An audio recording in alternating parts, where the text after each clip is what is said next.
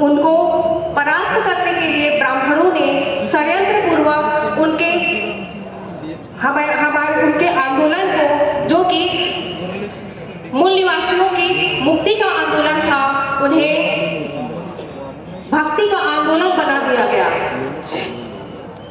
ठीक इसी तरह से गुरु घासीदास जी के साथ भी हुआ है साथियों। अभी कुछ ही दिनों की घटना है जिसके बारे में अब मैं आपको जिक्र करना चाहूंगी।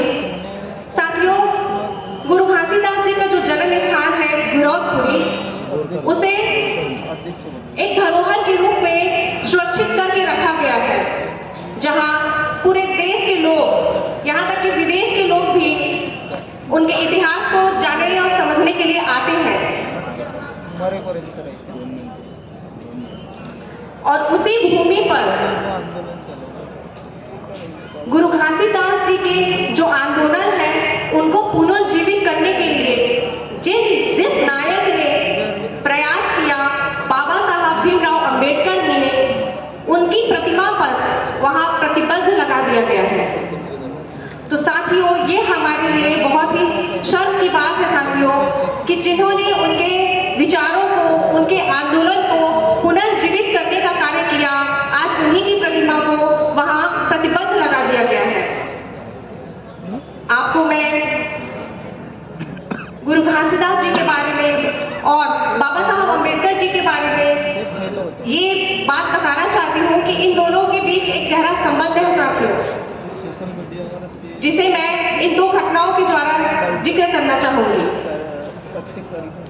जैसे कि हमारे छत्तीसगढ़ के प्रदेश अध्यक्ष जी ने महोदय ने बताया, एक घटना यही है कि 1930 से 32 के दौरान लंदन में आयोजित गोलमेज सभा के समय बाबा साहब डॉक्टर अंबेडकर जी को सर्वप्रथम लंदन के संग्रहालय में एक अंग्रेज लेखक आरवी रसेल नामक लेखक के द्वारा सन 1916 में लिखित पुस्तक caste and tribes of central provinces में चैप्टर है सतनामी सेक्ट, जिसमें गुरु घासीदास जी के बारे में बाबा साहब अंबेडकर जी को सूचना मिलती है। उन्होंने पढ़ा और समझा कि छत्तीसगढ़ में भी जातिवाद के खिलाफ किसी तरह की आंदोलन हुई थी।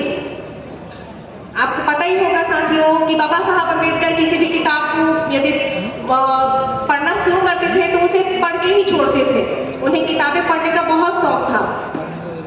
तो जैसे ही उन्हें गुरु घासीदास जी के बारे में, उनके आंदोलन के बारे में जानकारी मिलती है, उन्होंने दादा नकुल देव बिरही, जो कि उस समय छत्तीसगढ़ में जंगल बचाओ आंदोलन का नेतृत्व कर रहे थे, उन्हें बताया, उन्हें इस बारे में जानकारी दी, जिनसे प्रेरणा लेकर के गुरु घासीदास जी का सबसे पहले जयंती 1938 में मनाया गया। साथियों, एक दूसरी घटना के बारे में बताना चाहूंगी। चौथी पीढ़ी, गुरु घासीदास जी की चौथी पीढ़ी के बारे में बताना चाहूंगी, जो है गुरु मुक्तावन दास जी, जिनको बाबा साहब अंबेडकर जी ने आजीवन कारावास से मुक्त कराया था, जिन्हें षड्यंत्र पूर्वक किसी हत्याकांड में फंसा करके उन्हें रायपुर जेल से नागपुर जेल और नागपुर से अमरावती जेल में शिफ्ट किया गया था, जिसे बाबा साहब अंबेडकर जी ने छुड़ाया था। साथियों, तो इस तरह से बाबा साहब अंबेडकर का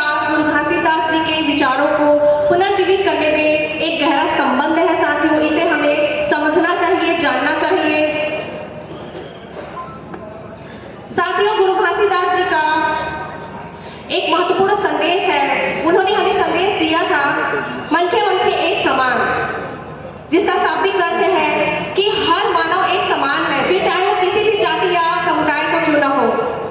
लेकिन आज के समय में हम देखते हैं कि छोटा छोटा जातिगत संगठन बना करके हमारे ही लोग छोटा छोटा जातिगत संगठन बना करके जातिवाद को बढ़ावा देते हैं। क्या ये सही है?